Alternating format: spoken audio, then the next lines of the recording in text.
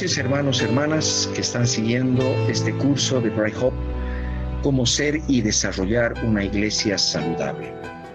Es el módulo 1, yo soy el profesor, mi nombre es Sergio Saavedra Belmonte, soy licenciado en educación.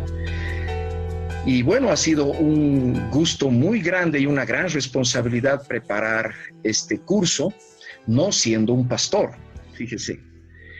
Sin embargo, el Señor ha ido revelando, ha ido mostrando, no solo a mí, sino a todo el equipo de Bright Hope, verdades muy preciosas que estamos compartiendo con ustedes. Esta tercera parte se llama Descendiendo al Encuentro con Nuestro Señor, es la última y trata sobre un tema tremendo, sobre el amor. El resultado que podemos ofrecer en este curso, hermanos, son claves de un rompecabezas. No estamos dando las claves para hacer una iglesia, creo que cada uno en el caminar con el Señor está recibiendo esto, pero sí queremos ofrecerles las claves de una cosmovisión bíblica acerca de la iglesia, precisamente. ¿Extraída de dónde? De la palabra de Dios. Extraída también de la historia. Hemos revisado bastantes eventos de la historia que hemos compartido aquí para mostrar dónde la iglesia parece haber dado encierto y dónde parece haberse desviado. No hay iglesia perfecta, ni hay iglesia 100% sana. Todos necesitamos del gran médico y necesitamos de seguir buscando y escogiendo el material con el cual vamos a edificar. Así que permítanos compartir claves acerca de qué es el amor que debemos desarrollar en nuestras iglesias. Voy a orar y después compartir la pantalla. Señor, gracias te doy por esta preciosa oportunidad. Señor, no somos quienes, no somos dignos para estar aquí enseñando acerca de algo tan precioso para ti como es tu cuerpo, como es la iglesia, pero por el auxilio del Espíritu Santo, tú vas a enrectar, tú vas a enseñar, tú vas a transformar los corazones y el resultado va a ser glorioso a tu nombre. Así lo proclamamos, así lo creemos, en el precioso nombre de nuestro Señor Jesucristo. Amén. Amén. Entonces, en el mismo espíritu, hermanos, vayamos a la pantalla. Ahí estamos, como todos los cursos, guiados, apoyados en este recurso tan útil que es las presentaciones PowerPoint. Descendiendo al encuentro con nuestro Señor. Vamos a hacer una recapitulación de lo esencial que hemos estado desarrollando en las anteriores partes. Primero, la iglesia saludable está siendo guiada por el Espíritu Santo a testificar que Jesucristo es el Señor y Salvador, cruzando las puertas del Hades. Es una ilustración que hemos obtenido también del Evangelio de San Mateo, cuando el Señor dice, y las puertas del Hades no prevalecerán contra mi iglesia. Segundo, la iglesia saludable está creciendo en fe, esperanza y amor, tanto en cada miembro como corporativamente. Esto lo hemos obtenido también de las cartas de Pablo, quien se llama a sí mismo el perito arquitecto y evalúa en cada carta el estado de fe, esperanza y amor, 3 signos vitales y que nosotros lo aplicamos a nivel individual también, no solo corporativo como iglesia. 3. La fe es la convicción cierta, basada en toda la Escritura y obtenida en nuestro caminar con Jesucristo, acerca de 2 asuntos. ¿Quién es Él? ¿Quién es Jesucristo? A partir de la revelación de toda la palabra de Dios. Génesis, Apocalipsis. Y segundo, ¿qué quiere Él que hagamos? En la medida en que conocemos de Él, en esa medida crece nuestra fe y en esa medida crece nuestra obediencia. Conocemos poco de Él, nuestra fe es pequeña y nuestra obediencia también será pequeña. Conocemos mucho acerca del Señor Jesucristo, sobre todo en nuestro caminar con Él a partir de la Escritura. Nuestra fe es grande porque Él es el autor y consumador de la fe. Y nuestra obediencia, en consecuencia, también es más directa, más confiable. 4. La esperanza es la expectativa cierta de la intervención sobrenatural de Dios en nuestra vida y en nuestra historia. No solo a nivel individual, sino también a nivel corporativo como iglesia, a nivel familiar y a nivel nacional como nación. Para guiarnos al propósito que nos ha llamado, la estatura de Cristo. Esto es nuestra esperanza a nivel personal. No sé si esta semana, hermano, hermana, usted se ha puesto a meditar en la enseñanza del anterior miércoles. ¿En qué dimensiones está creciendo usted hacia la estatura de Cristo? ¿Qué desafíos de fe le ha planteado el Señor en esta semana para asemejarse más a nuestro Señor? Ahora lo vamos a entender mucho más de maneras prácticas, cómo es que nos asemejamos a nuestro Señor Jesucristo en lo personal, pero también en lo eclesial. Fíjese que la iglesia es el cuerpo de Cristo y tiene que estar creciendo a la estatura también de nuestro Señor. Esto quizás todavía son conceptos, pero en esta parte lo vamos a aclarar. Y cómo traer justicia, paz y gozo en lo social. Esto dice la palabra, que el reino de Dios es justicia, paz y gozo por el Espíritu Santo. Un quinto punto esencial de recapitulación es que la esperanza nace de la fe. El origen de la esperanza cristiana sí o sí es la fe en Jesucristo. En la medida en que voy conociendo a lo largo de mi vida quién es Jesucristo y voy obedeciéndole, voy a ver ocurrir transformaciones sobrenaturales en dirección a su propósito. Ya lo hemos mencionado, la estatura de Cristo, la justicia, paz y gozo en lo social. Cambios tanto personales como eclesiales y sociales. Entonces, no puede haber esperanza cristiana sin haber fe en Jesucristo. Y en la medida en que crezco en la fe, mi esperanza también crece. Puedo esperar más y más cosas ocurrir de intervenciones sobrenaturales de Dios a nivel personal, eclesial o social. Y el último punto que voy a rescatar de las enseñanzas pasadas es que la fe y la esperanza toman forma en nuestras conciencias como cosmovisión bíblica. La cosmovisión bíblica me permite entender la realidad bajo el gobierno supremo y justo de Jesucristo. Hombres y mujeres en la historia que han sido usados por Dios para transformar situaciones, por muy complicadas que sean, han tenido esta característica, tenían una comprensión global del gobierno de Jesucristo, de quién es el Señor gobernando y reinando. La misión de nuestro Señor en las naciones es la justicia, eso está muy claro en las Escrituras. Así que la cosmovisión bíblica me hace un agente activo de transformación. A cualquiera de nosotros, como lo vamos a ver en los ejemplos que vamos a compartir hoy. Primera pregunta, ¿qué es el amor conforme a las Escrituras? No conforme a la cultura, porque está muy deformado. Quiero decirles que está bastante deformado. En nuestra cultura, lo que Dios nos revela que es el amor. Fíjese en esta primera afirmación de Primera de Juan 4:8. El que no ama no ha conocido a Dios, dice el apóstol, porque Dios es amor.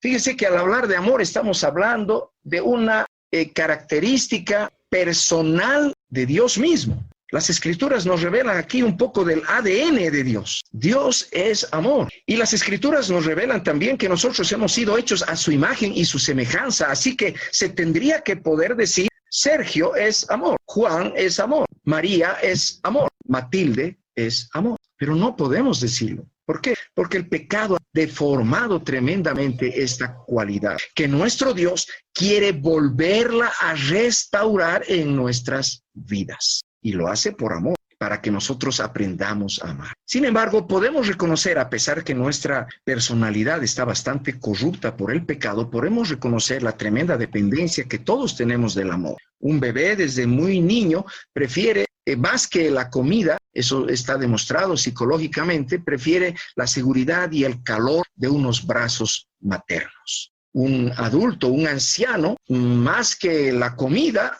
y más que todos los bienes que ha podido lograr a lo largo de su vida, quiere el amor y la compañía de los seres queridos que aún le acompañan. El amor es esencial en la vida del ser humano y la única explicación que tenemos para esto es que somos hechos a imagen y semejanza de Dios y que Dios es amor.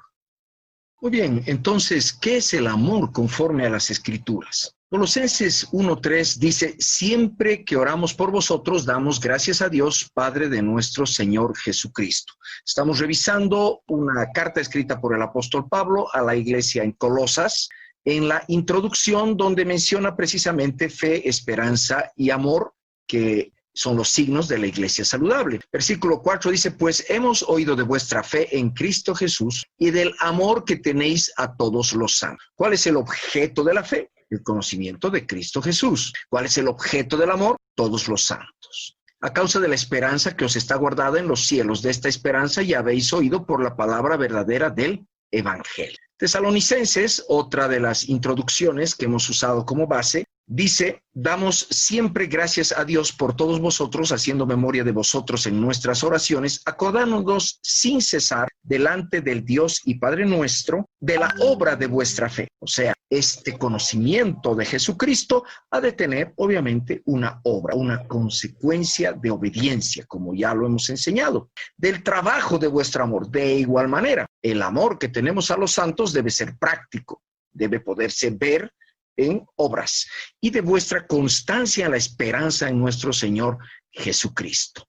Segunda de Tesalonicenses dice, gracia y paz a vosotros de Dios nuestro Padre y del Señor Jesucristo. Debemos siempre dar gracias a Dios por vosotros, hermanos, como es digno, por cuanto vuestra fe va creciendo, el conocimiento de nuestro Señor Jesucristo va creciendo, y el amor de todos y cada uno de vosotros abunda para con los demás. Fíjense cómo en el contexto de las Escrituras, cuando Pablo usa la palabra amor, no hace referencia tanto al amor que podamos tener a Dios nuestro Padre, al Señor Jesucristo, sino al amor entre nosotros. Es decir, el signo de una iglesia saludable es cuando en esta iglesia, entre los miembros, hay relaciones de amor. O cuando esta iglesia es capaz de amar a las otras personas. Los miembros de estas iglesias pueden amar a otras personas con los demás, ¿verdad? De manera que llegamos a una definición muy sencilla, muy práctica. El amor es la iniciativa de hacer bien a la persona que tengo cerca, sea quien sea. ¿Tiene cerca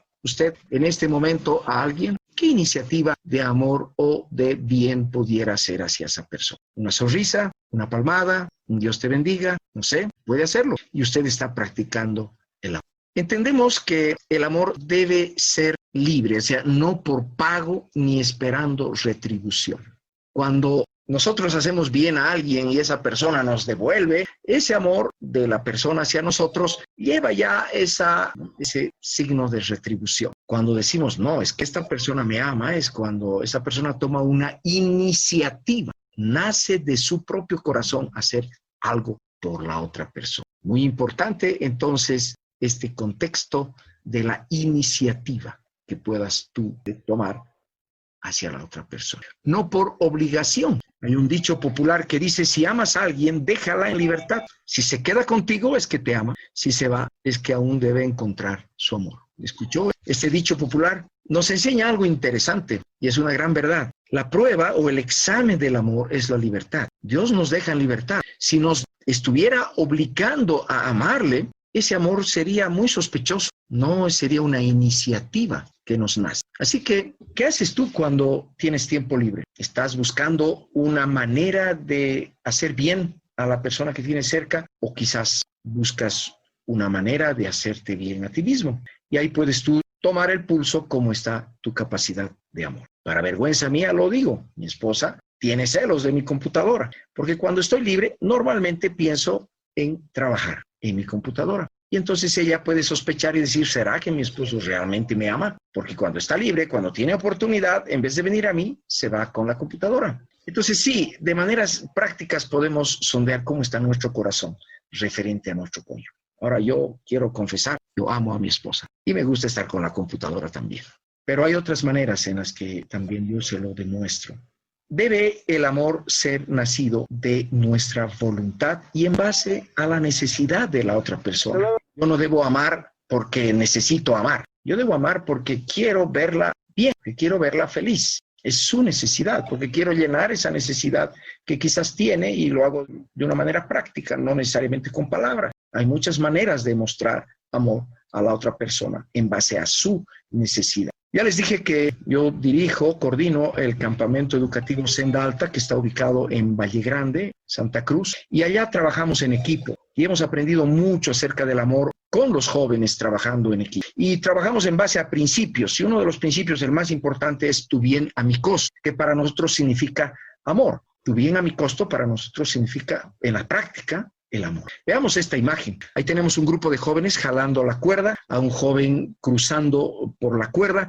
Ese joven que está cruzando de espaldas está tratando de alcanzar esas canastas, baldes y mochilas donde hay alimento para el resto del equipo. Y la regla es que nadie puede pisar o acercarse a esta parte central donde están estos baldes. Por eso ellos tienen que ingeniarse una manera de obtener este bien. Ahora, ¿cómo se han ingeniado ellos? Pues el equipo jala la cuerda y el otro cruza por ella. De esta manera, todos están practicando tu bien a mi costo. El que jala se está sacrificando para que el otro no caiga, y el que está cruzando está haciendo el esfuerzo para sacar el alimento para todo el equipo. ¿Se entiende? Hay muchas actividades que nosotros tenemos para desarrollar amor en el campamento. Esta es otra.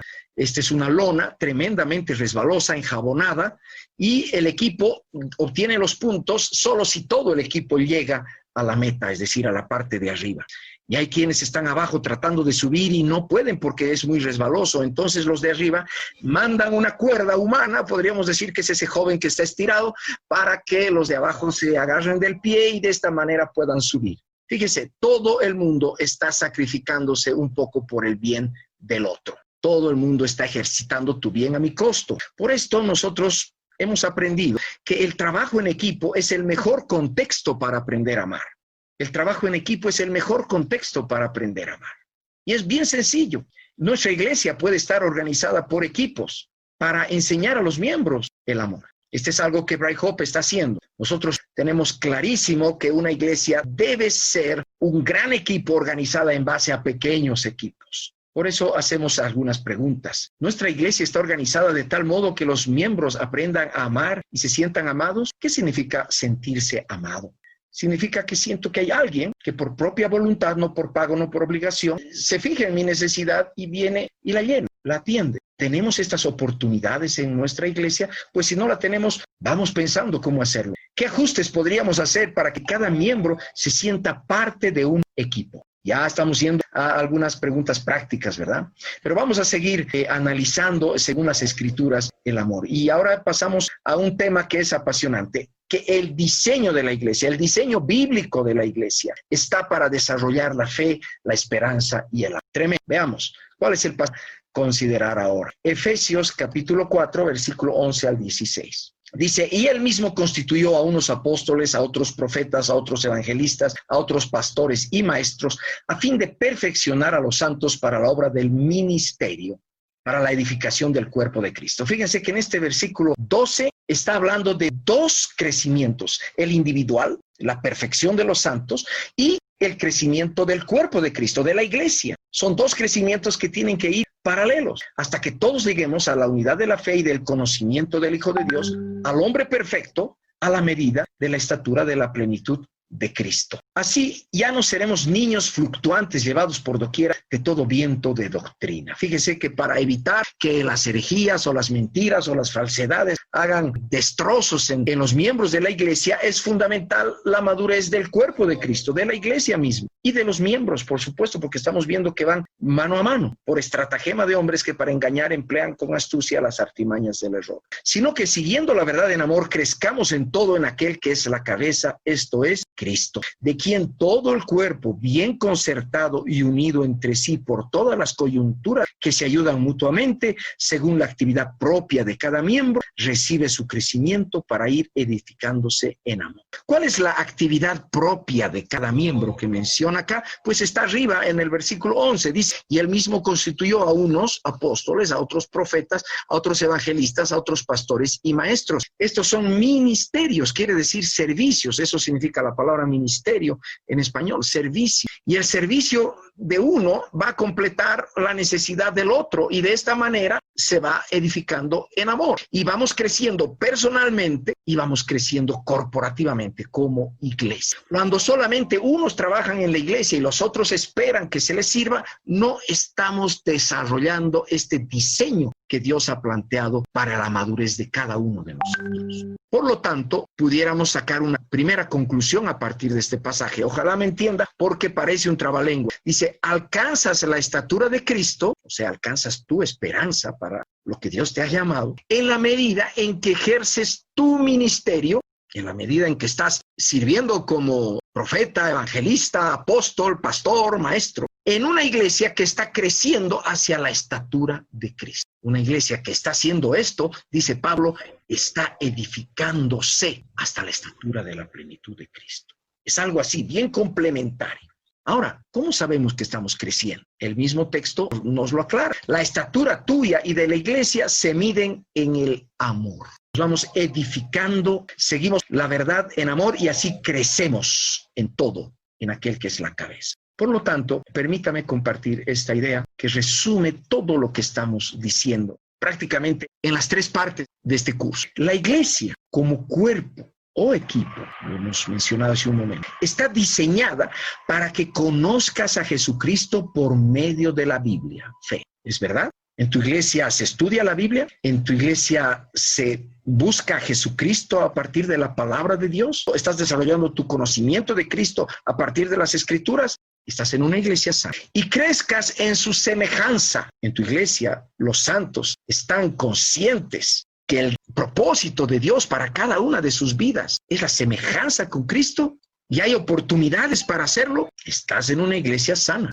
A medida que ejerces tu ministerio o servicio por amor. La iglesia está desarrollando en cada santo, santa, estos ministerios que nos hablan las Escrituras, que es para servicio unos a otros, pero también para brillar en un mundo oscuro, haciendo de este modo crecer la iglesia en el ejercicio de la justicia del reino, tal como lo hemos estudiado la vez pasada, que es la esperanza del mundo. Este mundo no tiene otra esperanza sino que la iglesia brille o haga el ejercicio de la justicia del reino. Fíjate, la iglesia tiene el diseño para que tú crezcas en fe, esperanza, en amor, y tiene el diseño para ir creciendo en fe, esperanza y en amor. Cuando nos salimos de este diseño, entonces pueden ocurrir dos problemas o dos enfermedades de la iglesia y que son muy serios. Presta atención. La enfermedad del clerilaicismo. ¿Nunca había escuchado de esta enfermedad? El clerilaicismo. Le voy a explicar en qué consiste.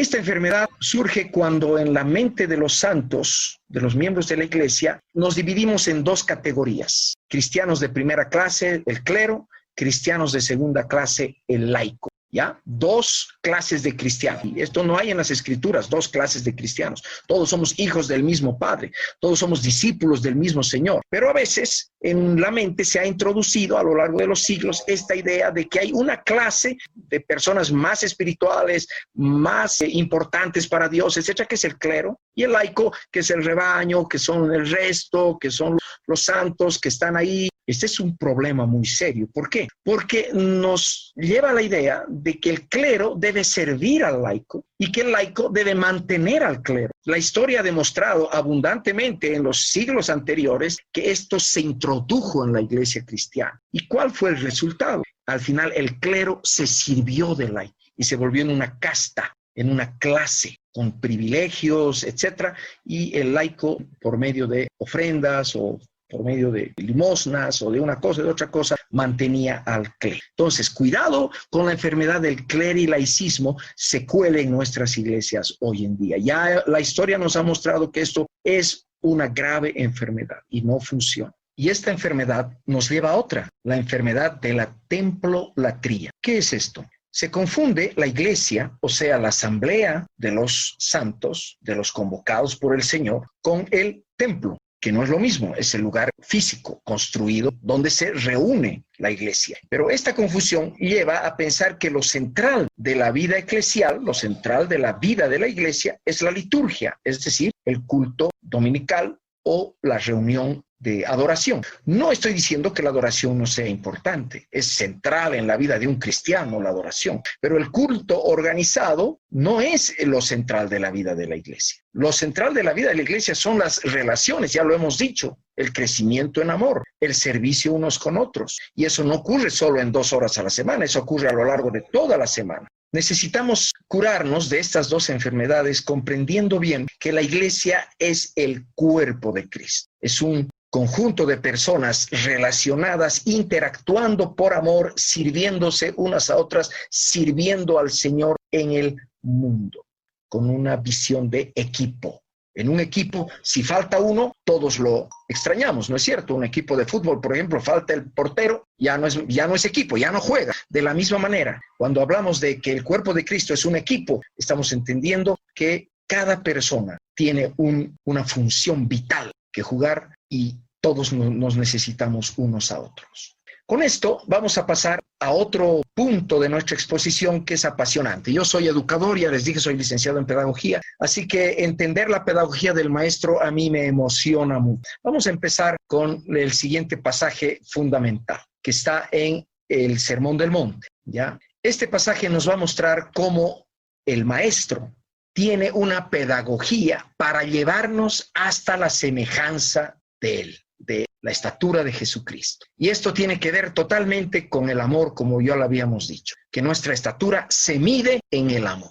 Veamos cómo se hace esto. Mateo 5:43 dice el Señor: oísteis que fue dicho, amarás a tu prójimo y odiarás a tu enemigo. Pero yo os digo, amad a vuestros enemigos, bendecid a los que os maldicen, haced bien a los que os odian y orad por los que os ultrajan y os persiguen, para que seáis hijos de vuestro Padre que está en los cielos, que hace salir su sol sobre malos y buenos y llover sobre justos e injustos. Si amáis a los que os aman, ¿qué recompensa tendréis? ¿No hacen también lo mismo los publicanos? Y si saludáis a vuestros hermanos solamente, ¿qué hacéis de más? ¿No hacen también así los gentiles? Sed pues vosotros perfectos como vuestro Padre que está en los cielos es perfecto. Bien, este pasaje nos muestra la estatura de la perfección. Y esta es la misma palabra en griego, perfecto, teleios, la misma palabra que usa Pablo en el texto de Efesios que acabamos de estudiar, hablando de la estatura de Cristo, de la madurez, la perfección a la que el Señor quiere llevarnos. Bueno, ¿cuál es el método? ¿Cuál es el camino? ¿Cuál es la pedagogía para lograr esta perfección? Fíjese, está claramente expuesto en este pasaje. Yo a veces en broma digo, ¿quieres ser perfecto? Consíguete un enemigo y comienza a amarlo. Así de sencillo, así de difícil. La semejanza con Cristo, lo que nos hace hijos del Padre, es el amor, porque Dios es amor, ya lo habíamos dicho. Pero parece que no es un amor como el que estamos acostumbrados en la cultura, de dar el beso al que nos da el beso, de dar el bien con el que nos da bien, sino este amor que es capaz de amar al enemigo, que es capaz de bendecir al que te maldice, que es capaz de hacer bien al que te odia y de orar por el que te ultraja y te persigue. Por supuesto, este amor que es capaz de perdonar también al que te hace todas estas cosas. Este amor que hace llover sobre el que te cae bien y sobre el que te cae mal igualito. Y fíjate que puedes practicar ya este amor saludando. Así dice el versículo 47, si saludáis a vuestros hermanos solamente, eres capaz de saludar con el mismo afecto que saludas a tu hermano, a tu enemigo. Eres capaz de saludar al que no te cae bien con el mismo afecto de que saludas al que te cae bien. Bueno, entonces estás creciendo en tu madurez, en este amor incondicional que es el amor de Dios. Por lo tanto, podemos llegar a la siguiente conclusión maravillosa. Llegar a la estatura de Cristo no es algo inalcanzable. Parece que la idea de perfecto que teníamos en nuestra mente no es la idea griega que pensamos que es una persona sin tachas, sin problemas, físicamente hermosa, etc. No tiene nada que ver la perfección acá con eso. Esta perfección tiene que ver con tu capacidad de amar y de amar de manera incondicional aún al que te hace daño. Bueno, ¿será que nuestro Dios está interesado, tiene preparado una pedagogía para lograr esto? Sí. Vamos a ver cómo el Señor ha preparado obras para que andemos por ellas y mediante ellas lleguemos a la estatura que Él está esperando de nosotros. Revisemos Hechos capítulo 9, versículo 13, el caso de Ananías que ya revisamos en la anterior sesión. Entonces Ananías respondió: Señor, he oído de muchos acerca de este hombre, cuántos males ha hecho a tus santos en Jerusalén. El contexto es que el Señor se le apareció en visión a Ananías y le mandó a orar por Pablo, el tremendo perseguidor de la iglesia. Y Ananías está argumentando porque tiene miedo y no quiere ir. Y aún aquí tiene autoridad de los principales sacerdotes para prender a todos los que invocan tu nombre. El Señor le dijo: Ve, porque instrumento escogido me es este para llevar mi nombre en presencia de los gentiles, de reyes y de los hijos de Israel, porque yo le mostraré cuánto le es necesario padecer por mi nombre. En este momento habíamos dicho que para Ananías se le hizo una sorpresa. Comenzó a ver a Jesucristo de otra manera. Alguien que es capaz de sujetar a sus enemigos y hacerlos instrumentos escogidos a su servicio. Fue entonces Ananías y entró en la casa y poniendo sobre él las manos, dijo: Hermano Saulo, el Señor Jesús que se te apareció en el camino por donde venías, me ha enviado para que recibas la vista y seas lleno del Espíritu Santo. Ananías hasta ese momento no sabía lo que iba a suceder. Simplemente fue en obediencia al Señor porque entendió algo mejor de él y fue en esperanza de algo positivo, sobrenatural que iba a ocurrir, pero él mismo no sabía. Pero en el instante, dice la palabra, cayeron de sus ojos como escamas y recobró la vista. Sorpresa. Se levantó y fue bautizado. Sorpresa. Y estuvo Saulo por algunos días con los discípulos que estaban en Damasco. Sorpresa. El perseguidor ahora viviendo con los perseguidos. El lobo viviendo junto a los corderos y prácticamente siendo alimentado por ellos porque estaba con los discípulos. La pregunta es, ¿por qué Ananías tuvo que completar la obra? Todos recordamos que esto comenzó cuando el Señor Jesucristo se le interpuso a Saulo, en este caso, en el camino a Damasco, lo derribó del caballo de la cabalgadura y le dio orden de ir a Damasco y esperar allí. No le dijo nada más. Lo estaba salvando en esperanza, por así decir. ¿Por qué Ananías tuvo que completar? ¿Por qué el Señor no completó la obra y Pablo se convirtió en el camino y ahí acabó todo? No ocurrió eso. El Señor preparó esta situación para que Ananías pudiese crecer en la estatura de Cristo. Porque aquí tuvo que crecer en su fe.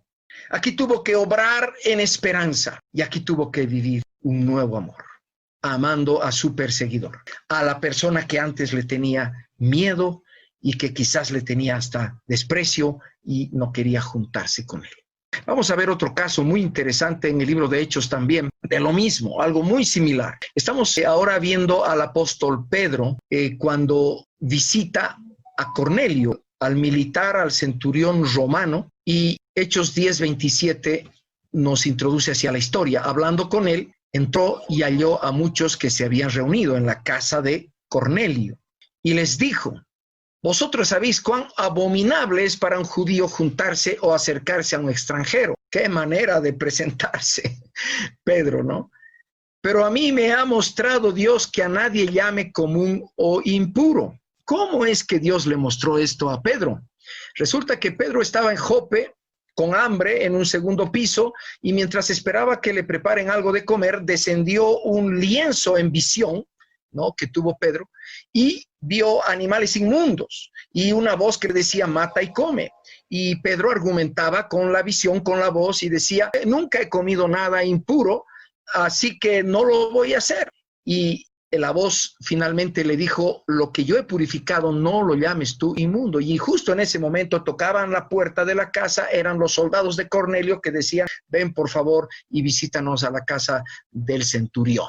Y Pedro entonces entendió ahí que Dios le había estado hablando y preparando para esa visita y que él tenía que ir con esos soldados hasta la casa del centurión. Por eso dice: a mí me ha mostrado Dios que a nadie llame común o impuro. Pero estaba haciendo algo que para él era abominable, era acercarse o juntarse con un extranjero. Por eso, al ser llamado, vine sin replicar, dice Pedro. Así que pregunto: ¿por qué causa me habéis hecho venir?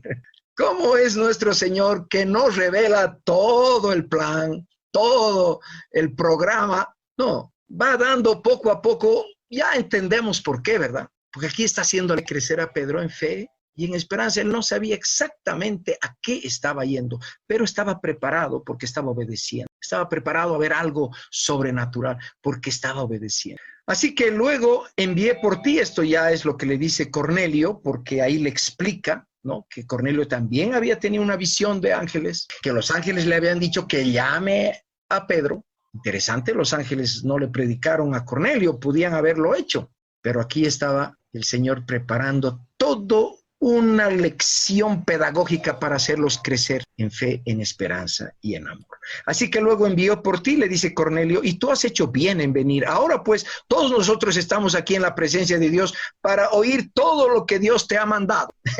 Pedro no sabe a lo que ha ido y los otros no saben a qué ha venido Pedro, pero ahí están. Qué cosa interesante. Entonces Pedro, abriendo la boca, dijo, en verdad comprendo, ahí entendió todo, que Dios no hace acepción de personas, sino que en toda nación se agrada del que lo teme y hace justicia. Qué revelación tremenda hasta el día de hoy. En toda nación se agrada del que lo teme y hace justicia. Dios no hace acepción de personas, no tiene preferidos. Ojalá nosotros, sus hijos, podamos entender eso. Porque a veces nos sentimos tan aquí, como quien dice, la crema se nos sube a la cabeza, que hacemos acepción de personas. Al final de todo, se derrama el Espíritu Santo después del mensaje, son llenos del Espíritu, son bautizados con el Espíritu, y dice, y mandó bautizarlos en el nombre del Señor Jesús. Pedro mandó bautizar a toda esa familia de Cornelio. Entonces ellos le rogaron que se quedara por algunos días. Y adivinen qué, Pedro aceptó quedarse en la casa donde él era abominable entrar. Podemos entender ahora cómo nuestro Señor ha preparado situaciones en las que nosotros tenemos que completar. Y ahí crecemos en fe, y ahí crecemos en esperanza, y ahí crecemos en amor. Al convivir el lobo con el cordero. Al convivir el niño jugando en la cueva de la víbora. Esta es la gloria de Dios, la reconciliación, la restauración del amor, donde antes barreras humanas y demoníacas habían creado tantas divisiones y violencias. Por eso decimos que la vida de la iglesia está hecha para llegar hasta la madurez cristiana. Fíjese, 1 de Juan 3:23 dice, y este es su mandamiento, que creamos en el nombre de su Hijo Jesucristo y nos amemos unos a otros como nos lo ha mandado. Tan sencilla es la vida de la iglesia, tan sencilla, no debemos complicarnos más. Y si de una manera gráfica tuviéramos que representarlo, pues ahí está, hay una intervención del Señor llevándonos a la fe, a un conocimiento de Él y a obrar en obediencia. Esa obediencia nos lleva a desarrollar esperanza porque vamos a verlo a Dios en acción, hacer algo sobrenatural, espectacular, especial que no esperábamos. Pero esto es para que lleguemos al amor, para que aprendamos a convivir con el que aborrecíamos, con el que no nos caía, con el que lo veíamos como, no sé, de segundo grado, etc. Esta es la vida de la iglesia, fe, esperanza y amor. Pero, y acá viene algo importante, un poco diferente a lo que ya hemos visto ahora, como Dios es amor y quiere que nosotros, sus hijos, seamos también amor, y el amor es desinteresado, no es por obligación, este amor tiene que transformarse en el motor de la vida cristiana. Este amor debe llevarnos a hacer obras de fe, de esperanza. Y mientras crecemos en el amor y nos vamos asemejando al Hijo y nos vamos asemejando al Padre y somos hijos de nuestro Padre que hace llover sobre justos e injustos, vamos alcanzando esa plenitud a la que Él nos ha llamado. Vamos a ver un pasaje que nos revela precisamente que el amor es el fin y origen de la fe y de la esperanza. 1 Corintios 13:7 dice así, el amor todo lo sufre, todo lo cree, todo lo espera y todo lo soporta.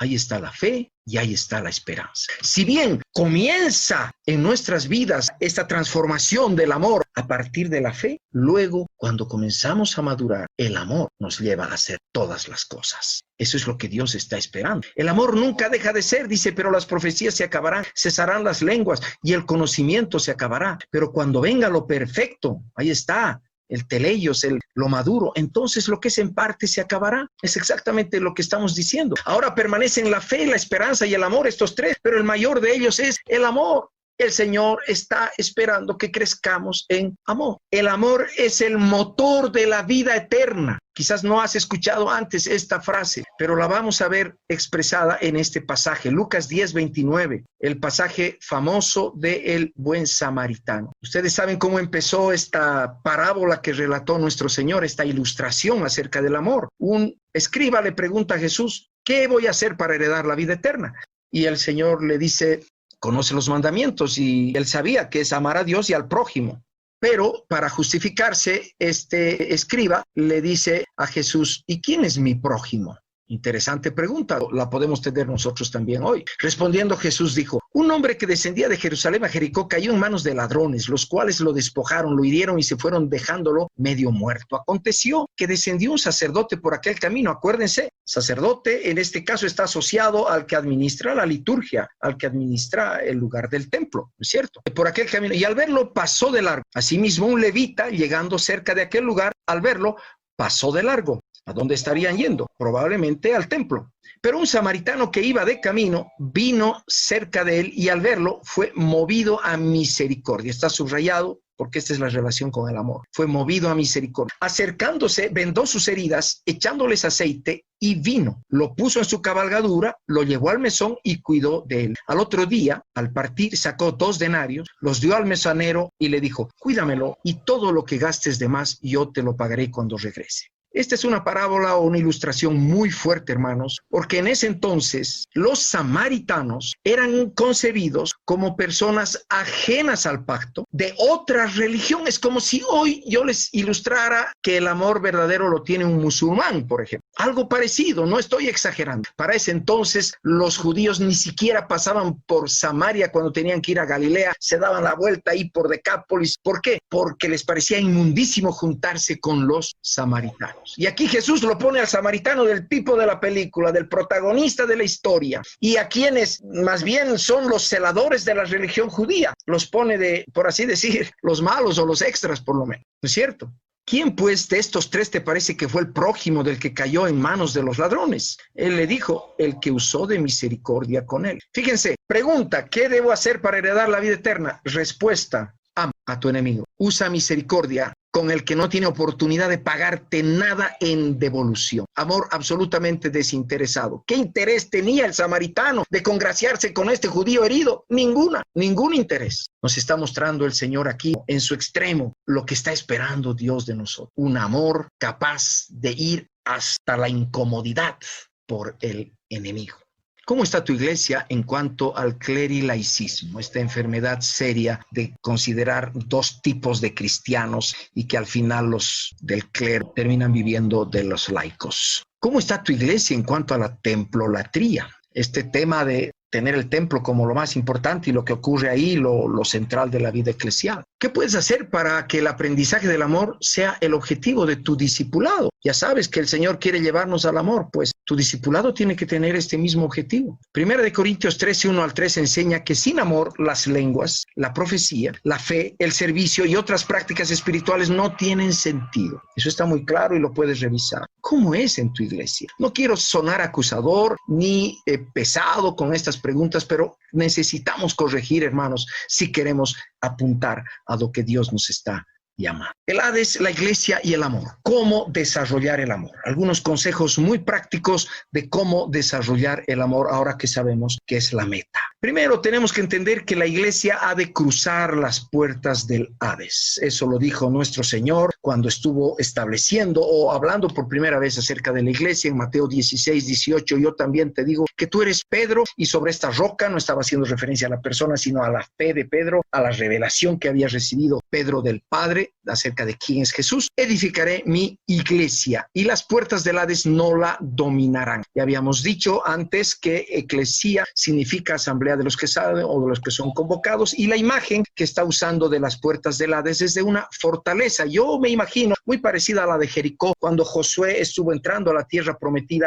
y tuvo que dar vueltas y conquistarla, pues estaba toda cerrada, pero esas puertas no prevalecieron, ¿verdad? No dominaron al pueblo. El pueblo finalmente, todas esas murallas y puertas cayeron. Bueno, de la misma manera, usando una ilustración muy similar, nuestro Señor nos está enseñando que la iglesia son aquellos que han sido llamados a la vida de la muerte y que vuelven a ingresar al Hades para volver a sacar y rescatar a los que están condenados allá. Descender para luego ascender. Y acá hay un mandato muy concreto que el apóstol Pablo nos presenta y es un pasaje precioso que necesitamos revisarlo. Filipenses 2:5 dice: haya pues en vosotros este sentir que hubo también en Cristo Jesús. Fíjese, es un mandato. Haya pues, no dice ojalá, sino haya pues en vosotros este sentir que hubo también en Cristo Jesús. Él, siendo en forma de Dios, no estimó el ser igual a Dios como cosa a que aferrarse. O sea, no se agarró de sus privilegios, ni buscó más privilegios, sino que se despojó a sí mismo, tomó la forma de siervo y se hizo semejante a los hombres. Más aún, hallándose en la condición de hombre, se humilló a sí mismo, haciéndose obediente hasta la muerte y muerte de cruz. ¿Cuántas veces, hermanos, en nuestras iglesias estamos buscando ascender, estamos buscando ser más, tener más, estamos queriendo ir hacia arriba, cuando el mandato es descienda, ten el mismo sentir que tuvo Cristo Jesús? No estimes tus privilegios, al contrario, anda camino abajo. Por eso Dios también lo exaltó sobre todas las cosas y le dio un nombre que es sobre todo nombre, para que en el nombre de Jesús se doble toda rodilla de los que están en los cielos, en la tierra y debajo de la tierra, y toda lengua confiese que Jesucristo es el Señor, para gloria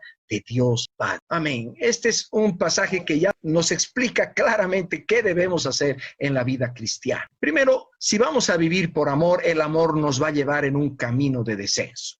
¿Dónde? ¿Dónde está la necesidad? ¿Dónde está la puerta del Hades? Nos va a llevar a cruzar esa puerta. Y vamos a trabajar obedeciendo al Señor. Donde Ananías no quería ir, donde Pedro no quería ir, pero obedecieron porque le conocían. Y en esperanza vamos a obrar y vamos a terminar la obra que el Señor comenzó para luego ver un camino de ascenso. La gloria de Dios, la gloria del Padre. Ananías descendió para ascender.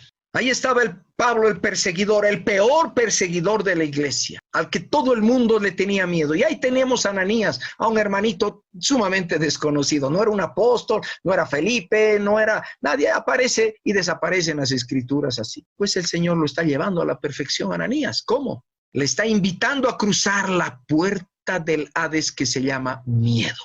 Un camino de descenso. ¿Para qué? Para ver a Dios obrar, a Dios rescatar a este Pablo, transformarlo en el arquitecto de la iglesia entre los gentiles. ¿No habrá contado alguna vez Ananías a sus nietos? Les dijo: hijos, yo alguna vez fui clave en la historia de la iglesia, porque el Señor me encargó esto, yo obedecí y vi esto que Dios ha hecho. ¿Y qué aprendió Ananías? Hemos visto: amar a su enemigo. Pedro lo mismo, ahí está Cornelio, el gentil, al que él no quería saber de entrar ni en su casa, encerrado en el Hades, encerrado en la fortaleza de la muerte. Pues bien, el Señor manda a Pedro a descender y a cruzar la puerta del prejuicio religioso, una puerta del Hades sumamente fuerte, hermanos, porque está barnizada con religiosidad. ¿Para qué? Para ver santos entre los gentiles, cuando ni se imaginaban que Dios iba a ampliar el pacto para toda la humanidad en la sangre de Cristo. Gloria al Señor. Cornelio era eso, la primera iglesia entre los gentiles, su familia, su casa. Y Pedro participó de aquello. El samaritano de la historia es lo mismo. Ahí está el prójimo herido, un prójimo judío, un desconocido. Ahí está el samaritano yendo a hacer sus negocios. Tenía que llegar a algún lado rápido en su cabalgadura, pero lo ve herido. Se baja de la cabalgadura y cruza la puerta del Hades terrible, hermanos, que es la indiferencia y la indolencia. Otra puerta que tiene encerrada a mucha gente ajena a la vida que hay en Cristo. El samaritano, en este caso, heredó la vida eterna. Eso es lo que podemos entender a través de la historia. Alguien ajeno al pacto hereda la vida eterna. Entonces llegamos a algo bien práctico. Hacer misiones no es solo viajar, sino cruzar fronteras. Hacer misiones desinteresadas es el mejor modo de desarrollar el amor en la iglesia. Seguro tu iglesia practica misiones, pero quiero preguntar, ¿son desinteresadas? En otras palabras, ¿son hechas por amor o están esperando algo a cambio? Misiones para, digamos, ampliar la denominación. o para obtener más miembros en la iglesia, o misiones para clavar la bandera del nombre del pastor tal o cual en tal lugar. Hacer misiones desinteresadas es el mejor modo de desarrollar el amor en la iglesia. Anda donde nadie más está pensando ir y predica el evangelio, aun si esas personas no van a venir a tu iglesia. Esas misiones desinteresadas. Discipulado de paternidad es el mejor modo de desarrollar el amor en los miembros de la iglesia. ¿Quieres tú crecer a la estatura de Cristo? Discipula. Sé un padre para otro. No ese discipulado formal, ese discipulado estructurado que simplemente es cumplir ciertas cosas, acaban y bueno, chao hermano, chao hermana, sino donde te haces cargo de esa vida y lo acompañas quizás por 6 meses, por 8 meses, por 1 año, por 2 años, no sabemos cuánto. El Señor te encarga esas vidas, unas pocas, no puedes discipular a muchos con este sistema, pero los amas y das tu vida. Y el Señor va a hacer maravillas. Acuérdate de Ananías, acuérdate de Pedro. Va a hacer hechos sobrenaturales. Descendiendo al encuentro con nuestro Señor, esta es la última parte de la exposición. Lo siento si nos estamos pasando de la hora. Con esto terminamos, pero es muy importante. Tenemos que recordar cuál es el fin de la historia. Esto ya lo habíamos estudiado en la anterior sesión cuando hablamos de la esperanza del mundo. Ya que el reino, el dominio y la majestad de los reinos debajo de todo el cielo sean dados al pueblo de los santos del Altísimo, cuyo reino es reino eterno y todos los dominios los servirán y obedecerán. Habíamos dicho que la esperanza a nivel social, a nivel global, es que los santos en Cristo hereden el reino, el gobierno global. Uno podría preguntarse y decir, caramba, esto parece muy etnocéntrico, que la iglesia parece ser la heredera, pero no es cualquier iglesia, no son cualquier santos. ¿Quiénes son estos santos que van a heredar el reino? Según las Escrituras. Mateo 25:31 dice, cuando el Hijo del Hombre venga en su gloria, y todos los santos ángeles con él, entonces se sentará en su trono de gloria, y serán reunidas delante de él todas las naciones. Entonces apartará los unos de los otros, como aparta el pastor las ovejas de los cabritos, y pondrá las ovejas a su derecha y a los cabritos a su izquierda. Entonces el rey dirá a los de su derecha, a las ovejas, venid, benditos de mi Padre, heredad el reino. Aquí está la respuesta. ¿Cuáles son los santos que heredan el reino? Son estos santos que han estado viviendo fe, esperanza y amor, cruzando puertas del Hades por amor. Veamos. Heredad del reino preparado para vosotros desde la fundación del mundo. Porque tuve hambre y me disteis de comer. Tuve sed, me disteis de beber. Fui forastero, me recogisteis. Estuve desnudo y me vestisteis. Enfermo y me visitasteis. En la cárcel y fuisteis a verme. Entonces los justos le responderán diciendo, Señor, ¿cuándo te vimos hambriento y te alimentamos, o sediento y te dimos de beber? ¿Y cuándo te vimos forastero y te recogimos, o desnudo y te vestimos? ¿O cuándo te vimos enfermo en la cárcel y fuimos a verte?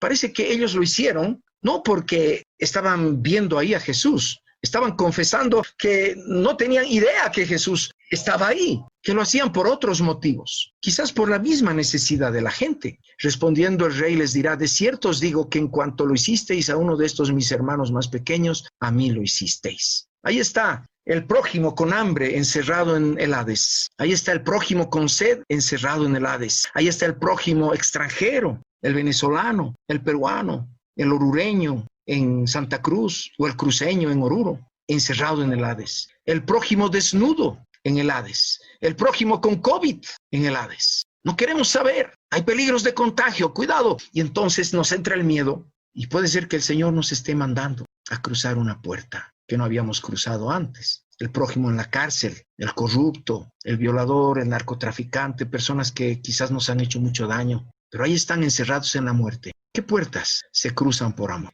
¿Qué puerta cruzaron estos santos que reciben el reino?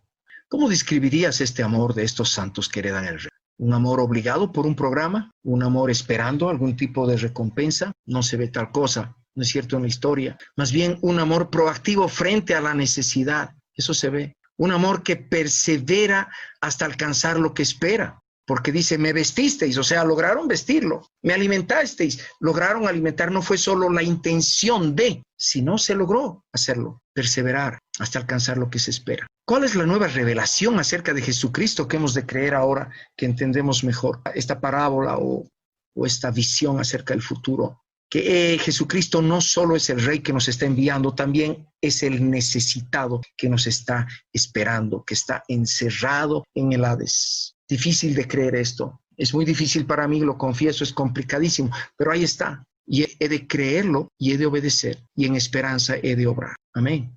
Esta historia continúa y dice: entonces dirá también a los de la izquierda: apartaos de mí, malditos, al fuego eterno preparado para el diablo y sus ángeles, porque tuve hambre y no me disteis de comer, tuve sed, no me disteis de beber, fui forastero, no me recogisteis, tuve desnudo, no me vestisteis, enfermo y en la cárcel y no me visitasteis. Entonces también ellos responderán diciendo: Señor, hay un reconocimiento de la autoridad de Cristo.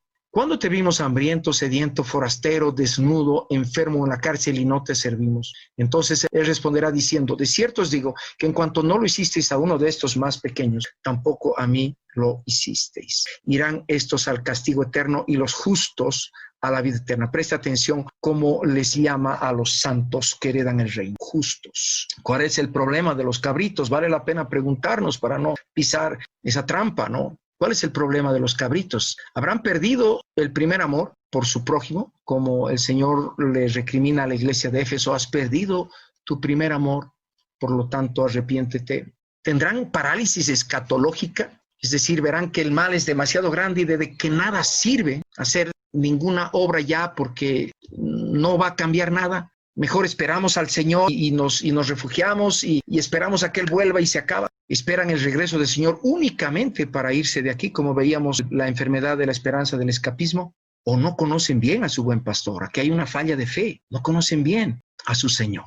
Lo cierto, no sabemos, pero lo cierto es que la palabra nos da una pista: no son justos. Los llama malditos. Justos son los que han sido justificados y los obradores de justicia. Justificados por su fe, no por sus obras, pero justificados para hacer obras de justicia. Eso es lo que dice la Escritura. Entonces, hermanos, el amor debe tener obra, debe tener fruto, debe cruzar puertas. ¿Será que por medio de tu trabajo secular Dios ya te ha hecho cruzar una puerta del Hades? ¿Quién sabe? Estás en el lugar que no querías. A mí me pasó eso cuando el Señor me mandó a la universidad a trabajar. Yo no quería, yo quería trabajar en una iglesia y quería ser pastor. El Señor me dijo: ve, en la universidad está tu ministerio. Yo he trabajado 10 años en San Simón, en Cochabamba, y ahí estaba mi ministerio. Ahí conocí a mi esposa y ahí conocí gente maravillosa con quien hemos servido en la comunidad cristiana universitaria. ¿Estás personalmente comprometido en crecer en fe, esperanza y amor hasta llegar a la semejanza de Cristo en el amor? ¿Has hecho de esto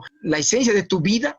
Espero que después de este curso lo asumas así. Este es tu programa: crecer en fe, esperanza y amor. ¿Comprendes qué es el discipulado de paternidad? No solo discipulado, de paternidad, donde asumes responsabilidad de 1, 2, 3, 4 vidas máximo, porque no se puede más.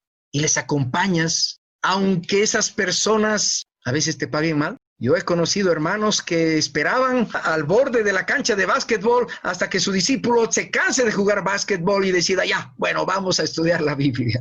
He conocido personas así, que los amaban tanto a sus discípulos que les toleraban muchas cosas, porque los consideraban hijos y los amaban como hijos. Este es amor que nos hace crecer a todos. Dale gracias al Señor por la iglesia donde te ha puesto. No quisiera que esto se convierta en una búsqueda de problemas en la iglesia. Si mi iglesia tiene esta enfermedad y la otra y la otra. ¿Sabes qué? Si ves allí problemas, no critiques. Simplemente sé parte de la solución. Esa es mi oración y mi deseo, y espero que este sea el resultado final. Iglesias sanas, porque tenemos hombres y mujeres conociendo al Señor, obedeciendo, esperando maravillas de Dios y obrando enteramente por amor. Muchas gracias. Este es el fin de la tercera parte. Dios les bendiga.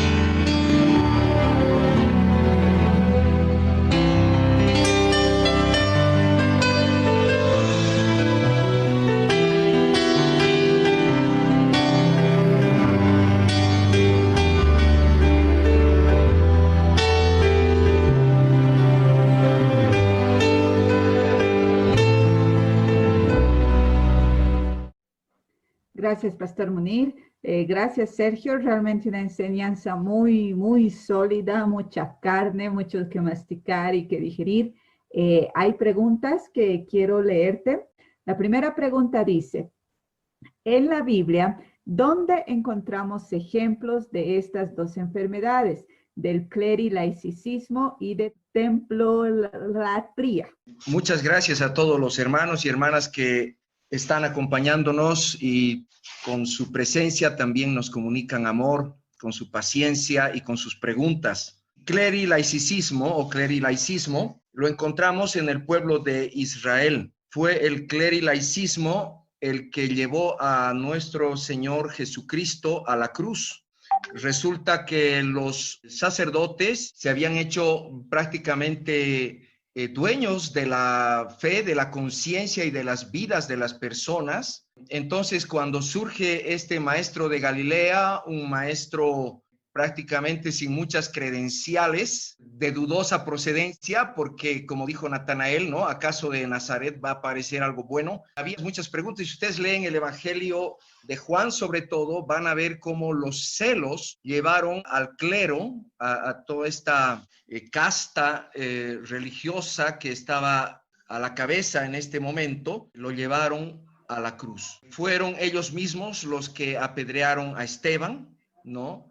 Cuando Esteban dio una clase magistral sobre la historia del pueblo judío y comenzó a ver a Jesucristo en una visión, dice que se llenaron de ira y está claro en el contexto que había mucho celo. Entonces, el pueblo de Dios estaba ahí claramente dividido en una casta y el resto del pueblo que prácticamente estaban a su servicio o sujetos a lo que ellos dijeran, ¿no?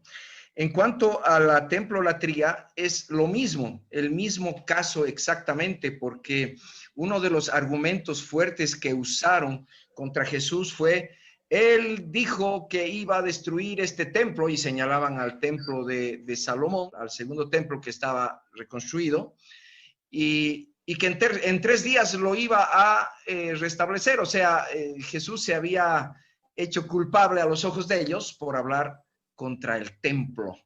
Y toda la vida religiosa de los judíos, del pueblo judío, giraba en torno al templo. Así que ahí está el ejemplo de estas dos enfermedades en las Escrituras. Gracias, Sergio. La siguiente pregunta es, ¿cómo disciernes si Dios te está llamando a hacer obras para las personas del COVID o debes cuidarte primero para después actuar? Bueno, me parece que Dios tiene una voluntad para cada uno de nosotros y cada uno de nosotros es responsable de buscarle a Él y escuchar su voz, ¿no? Es lo que decíamos en estas lecciones, que la esperanza cristiana, o sea, la esperanza de ver milagros con el COVID, por ejemplo, o a Dios obrando maravillas en medio de un hospital, viene de la fe. La esperanza no son nuestras buenas ideas o antojos o nuestros caprichos. Yo puedo decir, ay, yo voy a ir y voy a hacer maravillas, y resulta que el Señor nunca me ha mandado. Entonces no voy a ver esos resultados que espero. Lo hemos enfatizado varias veces, la esperanza cristiana nace de la fe cristiana. O sea, en la medida en que conozco al Señor y le obedezco, entonces voy a ver ocurrir hechos sobrenaturales. Si el Señor no te está mandando al hospital, hermano, no vayas mejor, porque quizás son solo buenas ideas y no una fe sana. Así que hay que preguntar al Señor, hay que esperar su voz, ¿no? O su orientación por el Espíritu Santo. Gracias. La siguiente pregunta. Algunas personas cristianas decimos, a mí no me gusta ir a los hospitales o cárceles, pero puedo ayudar económicamente para que otros puedan hacer la tarea.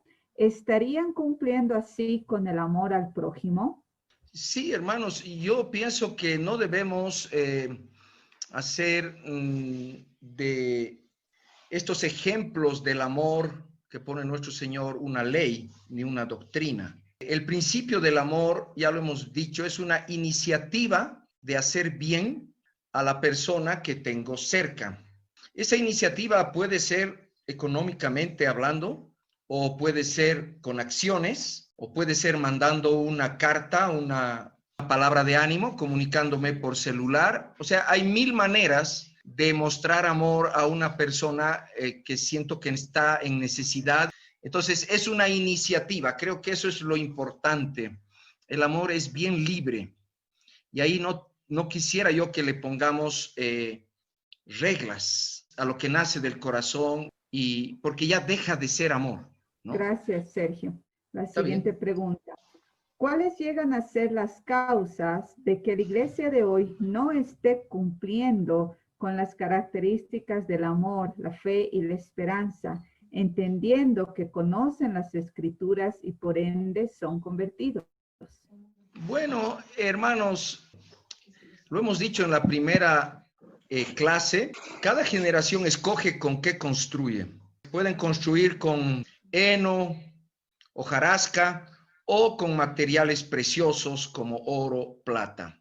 Y cada generación va a rendir cuentas al Señor de lo que ha hecho. Entonces yo no pudiera juzgar a otras personas. Lo que yo tengo que hacer, y creo que es lo que me parece que estamos haciendo ahorita en Bright Hope, es acudir a las escrituras y a estudiarlas en cierta profundidad, porque eso sí es una deficiencia en la iglesia evangélica del siglo XXI. Se lee la Biblia, se la escucha predicar, pero hay poco estudio bíblico, concienzudo y dedicado para escudriñar todas estas cosas. Entonces, mi consejo es que nos volvamos a la palabra y escarbemos, y ahí vamos a encontrar todo esto. Tenemos otras preguntas más, 2 preguntas más. ¿Puede explicar un poco más sobre misiones sin interés, por favor? Claro que sí. Si me permiten, voy a dar un pequeño ejemplo que a mí me impactó mucho. Es un hombre que fue a la India, un misionero con su familia, a un lugar que era conocido como el cementerio de misiones en ese lugar. O sea, habían ido otros misioneros, habían invertido sus vidas y no lograron resultados. Y la iglesia le había mandado a este misionero con ciertos plazos y ciertos requisitos, y le dijo, bueno, quisiera que en tanto tiempo tú levantes una iglesia y, bueno, y muestres resultados, porque te vamos a mantener desde aquí. Eso es normalmente como se hacen las misiones. Pero este hermano habló con su iglesia y dijo, si voy allá, no quisiera que la iglesia enviadora me ponga condiciones. Yo quisiera simplemente abrir mis alas y que el Espíritu Santo me vaya guiando a lo que Dios quiere hacer ahí. Bueno, la iglesia aceptó, pero él tuvo que entrenar a la iglesia en que no iban a recibir la foto del pastor abrazando al recién convertido en poco tiempo. Él dijo, ustedes van a tener que comprometerse a apoyarme y esperar lo que el Señor pueda hacer. La iglesia aceptó el trato y dice que a los 7 años, si no me equivoco, comenzó recién a tener los primeros interesados en el evangelio, y a los 15 años recién tuvo su primera iglesia plantada. Imagínense una iglesia manteniendo 15 años a un misionero sin ver resultados, le desesperaría a cualquiera. Pero estaban conscientes de que estaban obedeciendo por fe, había esperanza y iban a ver algo milagroso. La historia termina así.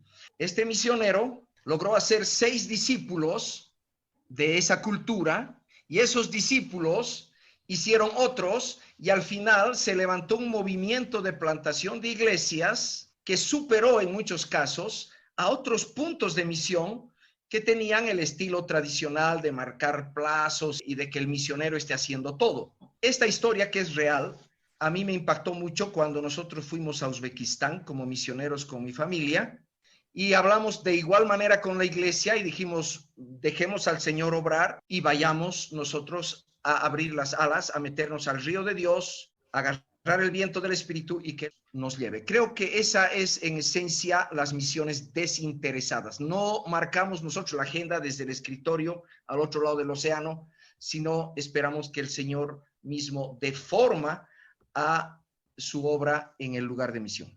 Gracias, Sergio. La siguiente pregunta dice, entonces en la iglesia que no hay este amor verdadero, ¿en qué norte nos encontramos? ¿Qué estamos haciendo mal?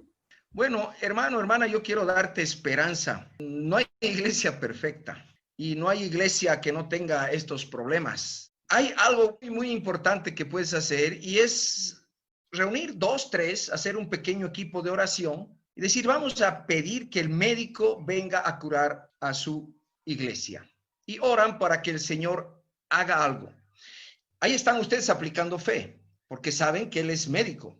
Y ha dicho, yo he venido por los enfermos, no por los sanos. Por lo tanto, tú puedes doblar rodillas con esas personas y esperar, esperanza, que el Señor comience a hacer obras sobrenaturales en tu iglesia y no necesitas hacer ningún cambio extremo, simplemente esperar y luego comenzar a agradecerle porque vas a ver a Dios obrar. Entonces, al llevar amor a tu iglesia, al no ir a juzgar, a criticar, a condenar y decir es que esta iglesia es una iglesia seria, una iglesia rígida, tradicionalista, estás aplicando el amor, o sea, estás viviendo lo que Dios quiere que se viva y eso Dios lo va a usar. Ten plena confianza que Dios va a usar esa tu actitud de fe. Así que cierra la boca, no critiques y ponte a orar. Amén. Gracias, Sergio. Dos preguntas más. Hablando del clericalismo y entendiendo que la iglesia es el cuerpo de Cristo, ¿cuál es la posición y la función del pastor dentro de ese cuerpo? Amén. Bueno, vamos a entrar en un tema un poco largo, no sé si queremos, porque esto mismo es todo un curso, ¿no? Los cargos y de autoridad y los ministerios dentro de la iglesia. Pero en pocas palabras, yo te voy a contestar de la siguiente manera, hermano, hermana. En cierta ocasión estuve reunido con un grupo de pastores en La Paz. Muchos de ellos habían sido discípulos de Ruibal, autores de un gran avivamiento que hubo en Bolivia, un avivamiento interesante. Pero había mucho más que eso, o sea, era una reunión de pastores. Y uno de estos pastores levantó la voz y dijo, quiero pedir perdón al pueblo que está aquí reunido, porque nos hemos considerado los pastores la cabeza de la iglesia, y la cabeza es Cristo, y nosotros los pastores somos los pies, somos los que servimos a la iglesia. Así que perdón si en algún momento hemos esperado pleitesías, hemos esperado que nos traten con privilegios, hemos esperado un trato, digamos, aquí arriba. Hemos fomentado eso, y este pedido de perdón nos unió a todos los pastores que estábamos ahí en un abrazo, nos arrodillamos, pedimos perdón al Señor y no saben la fiesta espiritual que fue aquello.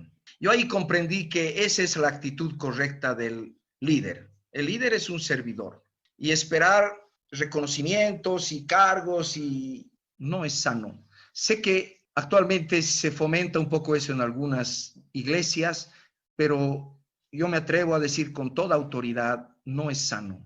Esa iglesia no va a terminar bien. Es mejor que los líderes asuman un rol muy humilde, siguiendo el ejemplo de nuestro Señor, que lavó los pies de sus discípulos, y digan, el mayor es el que sirve. Y listo. Muchas gracias, Sergio. Otra pregunta. La misión de Dios es cumplir la gran comisión. ¿Cómo debería actuar la iglesia en este tiempo de crisis para cumplir la gran comisión? Bien, toda autoridad me ha sido dada en los cielos y en la tierra, ha dicho el Señor en el pasaje que introduce el tema de la gran comisión. Y creo que la iglesia está para mostrar eso, que hay alguien que está en autoridad, hay alguien que ha recibido el poder, tiene las llaves del Hades, así dice en Apocalipsis, tiene la llave de David, del reino. Entonces, en su autoridad nosotros podemos hacer muchas cosas. Empezar orando, por supuesto, porque orar es la obra y luego salimos a cosechar resultados. Pero Chuquisaca, por ejemplo, está haciendo algo fantástico. Hoy escuché como 71 pastores que han decidido orar y ayunar un día diferente cada congregación, y el COVID se ha mantenido en una cifra como de 2 dígitos, ¿no? Cuando ha terminado esta cadena de oración y ayuno, ya ha subido a 100 y tantos. Entonces, el testimonio de uno de los hermanos que está participando de esto nos dijo, hemos notado claramente que el habernos unido para orar y ayunar por turnos en las congregaciones ha mantenido esta enfermedad en un límite. Apenas hemos terminado, ha comenzado a aumentar otra vez. Entonces, hay muchos métodos que el Señor usa para enseñarnos que tenemos autoridad juntamente con Él. y creo que lo mejor es unirnos, orar, pedir perdón por este país y no cometer más, digamos, errores como iglesia. Y vamos a ver cómo los problemas de salud, políticos y muchos problemas se van a resolver. Yo tengo esa certeza, pero tenemos que humillarnos. Los líderes tenemos que unirnos, tenemos que hablar un mismo lenguaje y orar. Y una última pregunta, ya que se tocó el tema de misiones. ¿Qué o cómo entendemos cuando no se ve ni un convertido en un país X de la ventana 1040 por el trabajo de un misionero por más de 10 años? Y contrariamente, otro misionero en otro país vecino sí tiene resultados, aunque muy pocos, pero hay. Bueno, son casos bien particulares, querido hermano. ¿Qué haría yo si fuera del comité de misiones de esa iglesia, por ejemplo, no?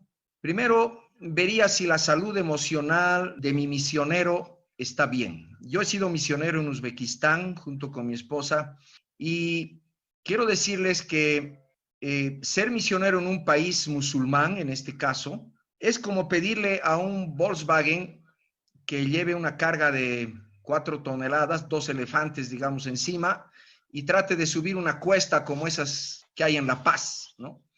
Es difícil, emocionalmente muy desgastante. Hay la tentación en los misioneros de refugiarse en estas enfermedades como fatalismo o como escapismo, y a veces uno se encierra y dice, no tiene sentido, no, nadie se va a convertir aquí. Entonces tenemos que sondear la salud emocional del misionero. La solución, si es que está enfermo emocionalmente, si está desgastado, si está cansado, no es decir, ya sabes que tú no sirves, no, al contrario. Vente, tómate unas vacaciones, vamos a hablar, te vamos a ministrar, vamos a orar por ti y después vas a volver. Y ustedes tienen que sondear la visión del misionero, si él tiene esperanza con lo que está haciendo o quizás tiene problemas familiares. Entonces hay que pastorear al misionero, entender su corazón, animarlo y después encomendarlo a la gracia de Dios. Puede ser, hermanos, que esos misioneros están pasando situaciones tan serias en su familia que no son un buen testimonio. Entonces hay que llevarlo ahí a emergencia, ¿no? A la Cruz Roja y que un ratito descanse, porque así no va a poder testificar. Entonces hay cosas muy personales ahí, pero hay que empezar por sondear el corazón y la vida del misionero, a ver si no está herido. Gracias, Sergio. Y finalmente, en Facebook han preguntado, ¿cuál es la diferencia entre temploratría y clericismo? Bueno, clericalismo es una división que tenemos aquí en la mente de dos clases de cristianos. Los cristianos de primera y los cristianos de segunda. Cristianos de primera son normalmente a quienes tenemos como líderes. Entonces, cuando entra esta enfermedad, a los de primera les pedimos, óremelo, pastor. Y el pastor dice, pero ¿y por qué no oras tú, hijo, hija? A usted le oye el Señor, ¿no? Ese es un signo de que algo anda mal, porque el Espíritu ha sido dado sin medida a todos por igual, así dice el Señor. Él no hace acepción de personas. Entonces, cuando tenemos esta división, nos entra una especie a los laicos, una especie de sentido de inferioridad, que necesitamos, no sé, alguna unción más, estamos buscando que alguien nos ponga una mano, algo especial para que nos saque de ese subdesarrollo espiritual, ¿no? Y cometemos un error porque el Señor nos ama igual que al pastor y podemos hacer lo que el pastor hace porque no depende de ser pastor o no pastor, sino del Señor, ¿no? Y de nuestra confianza en Él. La templolatría es otra enfermedad aquí en la mente de confundir iglesia con templo. Iglesia es el conjunto de los santos, la asamblea de los redimidos. Y no es un montón de gente, es un cuerpo bien relacionado, que trabaja como equipo. Cuando Pablo nos da el modelo de cuerpo, un médico nos puede decir, hasta, no sé, la punta de la oreja tiene una función en el cuerpo, no está de más. Y esa visión de iglesia, es la visión sana. Pero si la confundimos con un templo, entonces es el lugar físico. y queremos que el lugar físico sea grande, esté bien adornado, tenga muchas comodidades, un montón de cosas, y nos abocamos a embellecer el lugar físico y descuidamos las relaciones. Esa es una enfermedad de la templolatría, donde el templo llega a ser tan importante, el lugar físico, que todos giramos en torno a él. Muchas gracias, Sergio. Esas son todas las preguntas. Quiero pedir al pastor Miguel, por favor, de Sucre, nuestro coordinador, que pueda dirigirnos en una palabra de oración, dando gracias a Dios por este tiempo, y luego nos vemos con todos el próximo miércoles a las 8 de la noche en una clase más del programa de desarrollo ministerial. Miguel, adelante, por favor. Vamos a orar, por favor. Padre amado, te damos muchas gracias por bendecirnos con semejante estudio de tu palabra. Ahora pedimos la dirección de tu Santo Espíritu, Señor, para que nos ayude a asimilar y a llevar a la práctica esta enseñanza que tú nos has dado. Gracias por cada pastor, cada líder, cada hermano, hermana que ha participado de este módulo número 1. Señor, ruego tus bendiciones y llévanos a nuestros hogares con ese espíritu a nuestro descanso, con ese espíritu de reflexionar y meditar. Gracias en el nombre de Cristo. Amén.